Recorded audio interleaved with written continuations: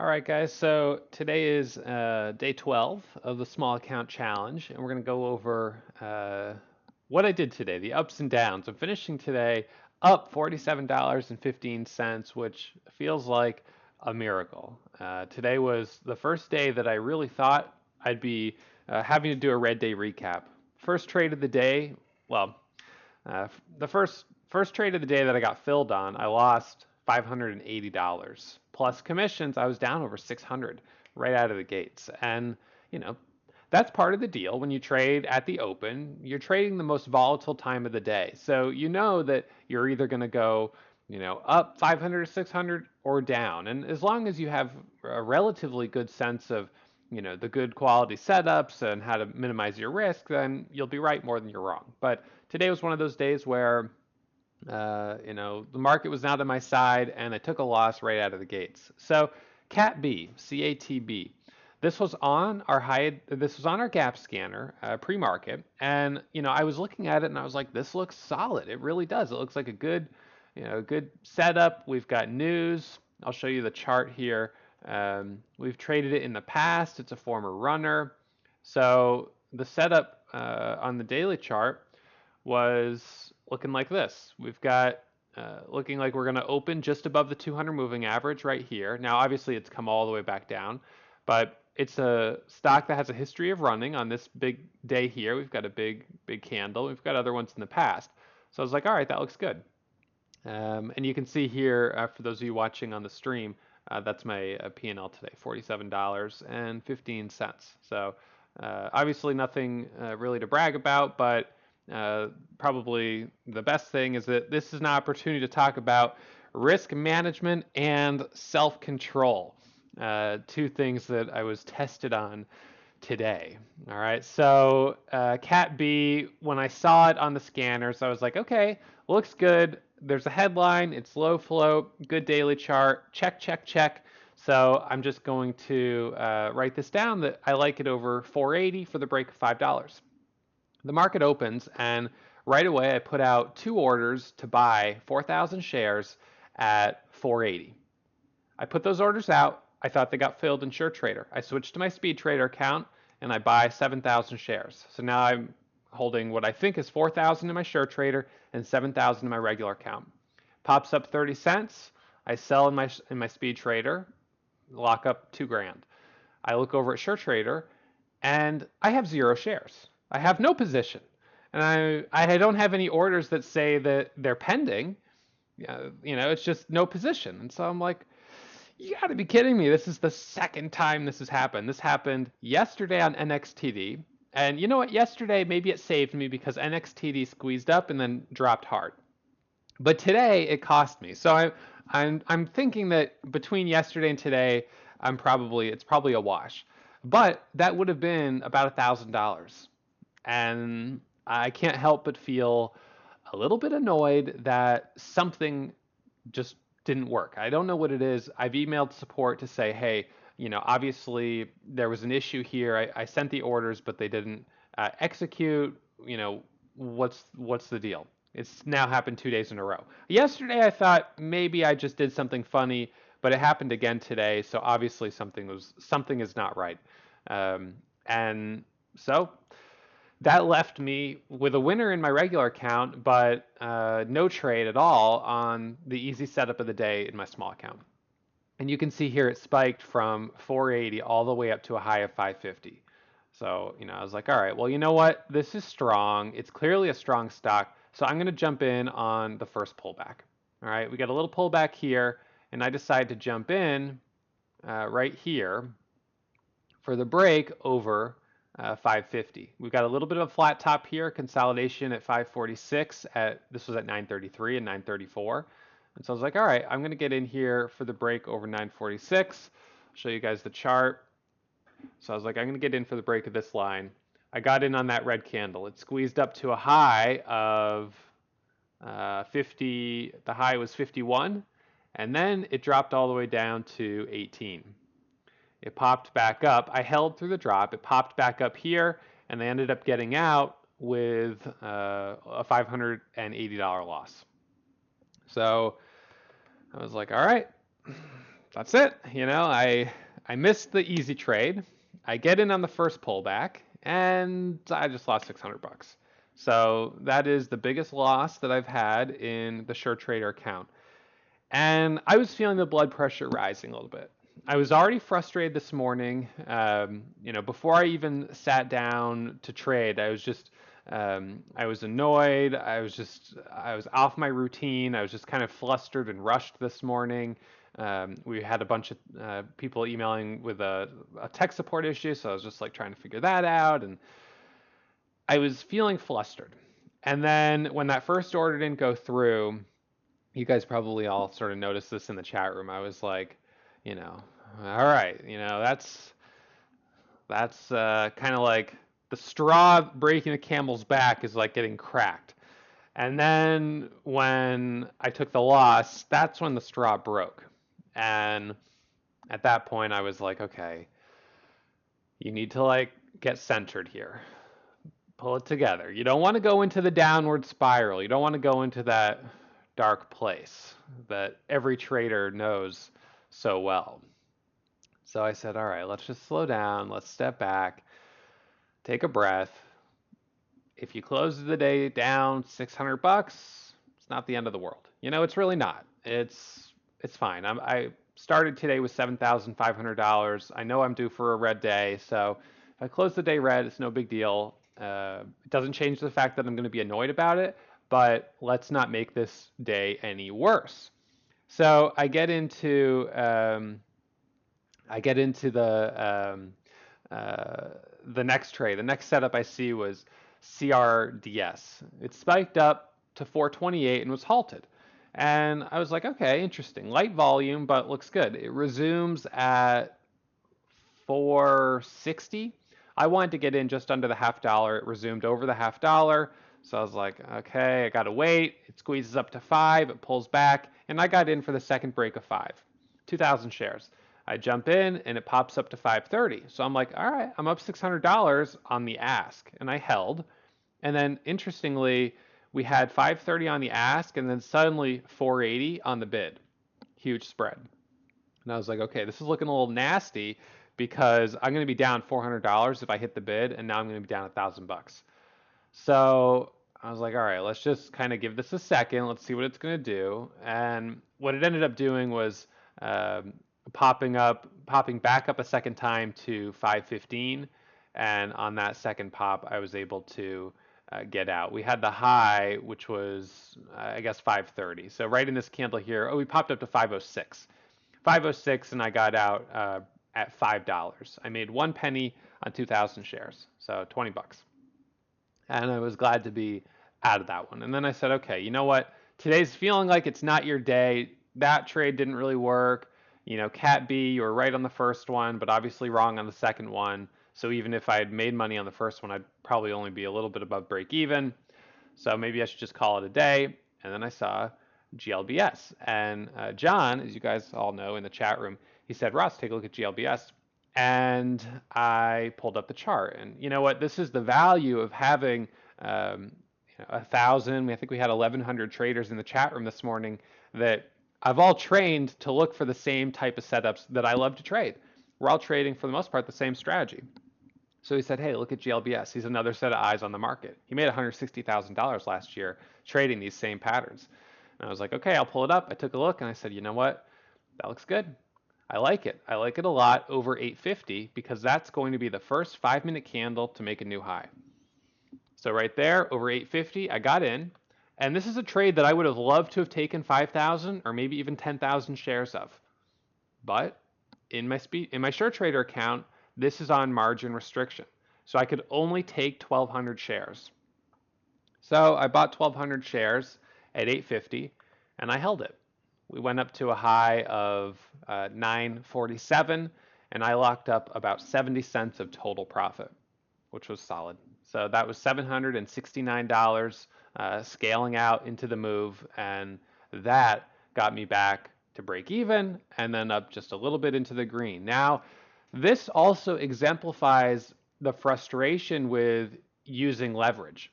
I was able to use leverage on Cat B, and as a result, because the trade went the wrong way, I went deeper into the red than if I was not using leverage. Now, a good trade comes along, GLBS, and I'd like to use leverage to get myself up into the green and to give myself a really big winner, but I couldn't. So that's kind of the luck of the draw. It's a trade that if I'd been able to use leverage, I could have easily made $3,000. It was a great setup, 60 cents per share. It's fantastic, almost $1 per share on that 5-minute breakout. But, it is what it is. So this is one of those times where trading in a small account, uh, I just have to deal with these restrictions and these limitations. So once I closed that trade, I was like, all right, you know what? You're back to break even on the day, up $47. Let's just consider that by itself a victory and throw in the towel. I thought for sure I was going to be doing a red day recap, after that $580 loss, and then after CRDS, and I was just like, I'm not seeing anything that looks good. And even earlier this morning, I didn't think GLBS would be an easy one to trade, but then in the first 15 minutes, it spiked up quite a bit. So I bought the first pullback. So today's a day where I tried to take 4 trades. I ended up taking 3. I would have been right on 3 out of the 4, and I would have had 1 loss, Cat B. Unfortunately, didn't get filled on the first trade, only got filled on the second one, which is a loser. And then my trade on GLBS, I wasn't able to use leverage, so I wasn't able to make as much as I would have liked. And those variables kind of brought me to break even on the day instead of green on the day. So despite having, 66% accuracy today and a positive profit loss ratio, I really wasn't able to make much progress. And commissions were $150. So, day 12 of the small account challenge, adding $47 to the total P&L. It's a small step forward, and I'd always prefer a small step forward to a small step back or a big step back. So I'll be happy with the way I'm finishing up today. I certainly could have been worse, and the reason that the day wasn't worse was because I bailed out a Cat B. I bailed out fast. I could have held it while it went down more and more and more, and instead I just said, nope, hit the bail button, get out, don't hold it, just get out, don't even think about it, move on to the next one.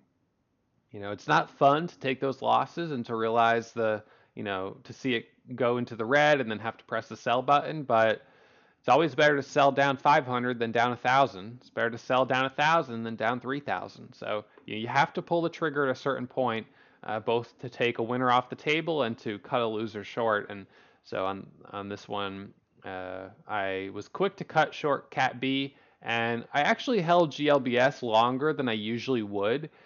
And I did that because I was like, look, I've only got 1,200 shares. I'm really not going to make my money back until I get 60 cents. And usually I don't trade that way. I was trading a little emotionally. Usually I would have taken profit early, especially if I had bigger size.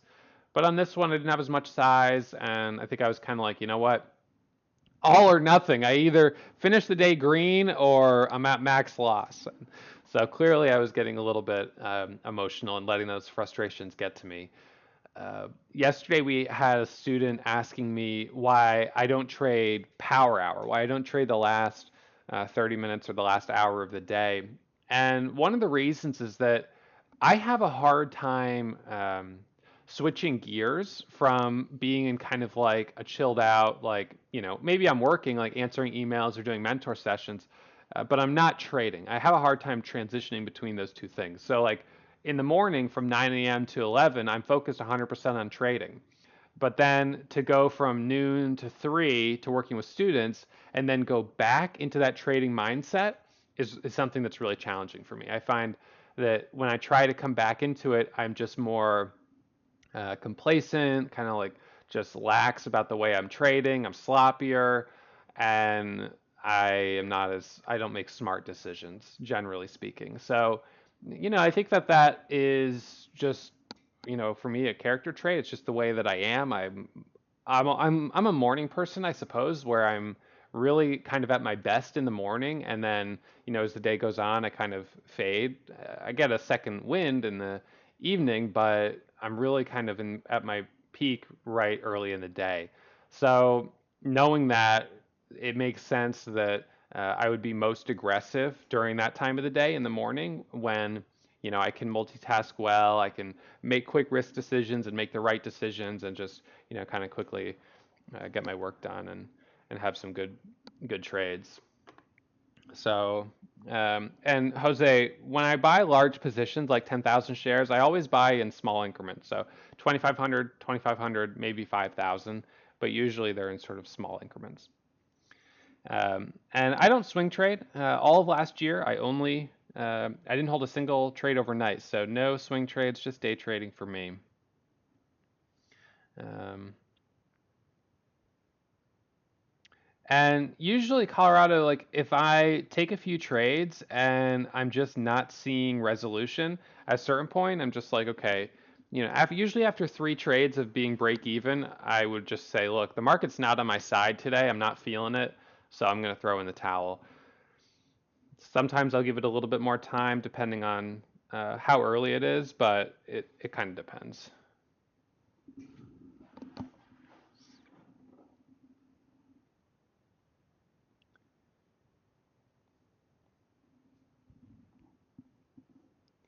So the stocks that we traded today, for the most part, CATB, GLBS. GLBS high volume today, 4 million shares.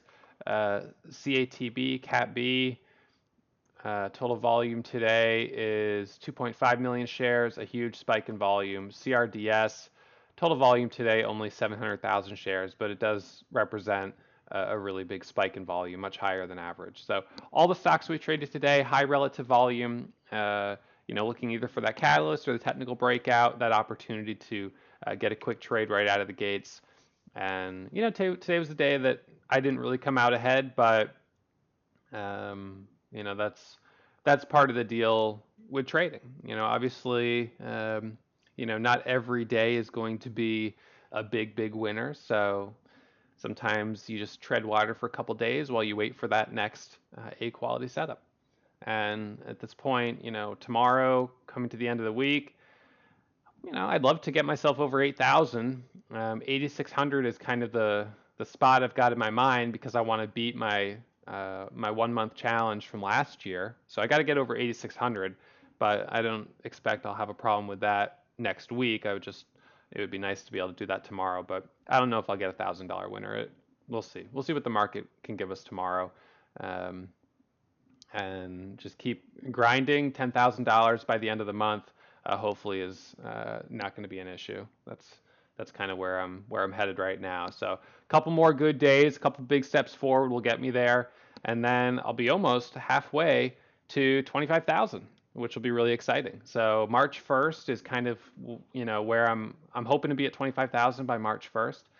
And when you think about that, to take $500, $583, and turn it into 25 grand in 2 months, I mean, that would be pretty awesome. So we'll see. If the market slows down for a week or 2 weeks, that could throw things off. But it's really just about finding 1, 2, 3 trades a day. Get in, get out, take the profit, look for the next opportunity, shut it down 11:30. All right, guys. So that's it for me today. Day 12, the small count challenge, up $47. Feel like I narrowly avoided a loss, so I'm happy for that. All right. And any questions that you guys have? No, Michael. I didn't mean like the market would close down. I just mean like if things slow down, like if there just isn't a lot of news. A lot of the stocks that we're trading, it's because we've got breaking news. So if we go through a couple weeks where there's not a lot of news, then things will just slow down, and we'll just kind of have to tread water. And that's happened before. That's not a big deal. It's just part of trading. I very, very rarely trade past noontime. Sometimes if we have a stock that's like super active, going parabolic, something like that, I'll trade through the lunch hour, but I usually don't. And only a couple times have I looked back and kind of regretted it and thought I should have traded that. I usually am just like, that's okay.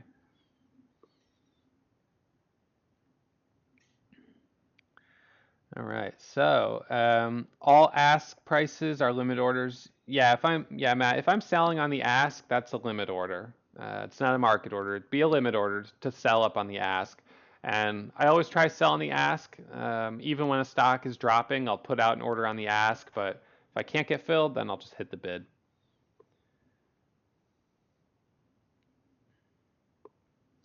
All right, so, and I don't use tick charts. I just use the 1 minute. Occasionally for a stock like an IPO, I back it down to like 10-second chart, but I don't even do that very often. And I don't trade IPOs that often either. Daniel, yeah, there are some slight lags and differences between different charting platforms. I have noticed that in the past. I even noticed that on the level 2 between Speed Trader and Sure Trader, which are side by side, but sometimes there are some slight differences. And I think there's just so many variables out there that you'll notice that a little bit. Generally, though, you should be seeing the same basic things.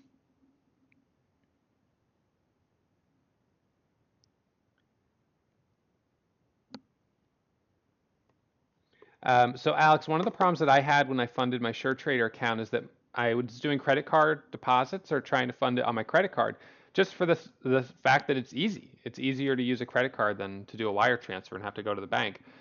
And the first time I did it, the credit card was declined because it was a charge in the Bahamas. It was outside my normal spending pattern. So I called my bank and I was like, "Hey, what's up? Why are you declining it?" And they said, "Yeah, we blocked it. You can try it again." But in the meantime, I had just used a different credit card and it went through. So that may be something to look into.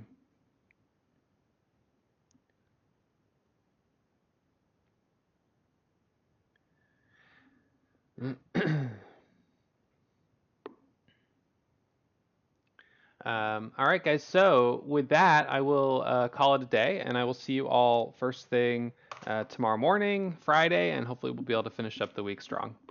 All right. Thanks, guys. I'll see you soon. Let's be honest. If you made it this far, you must have really enjoyed that video. So what's stopping you? Subscribe right here and get email alerts anytime I upload new content. Until then, happy surfing!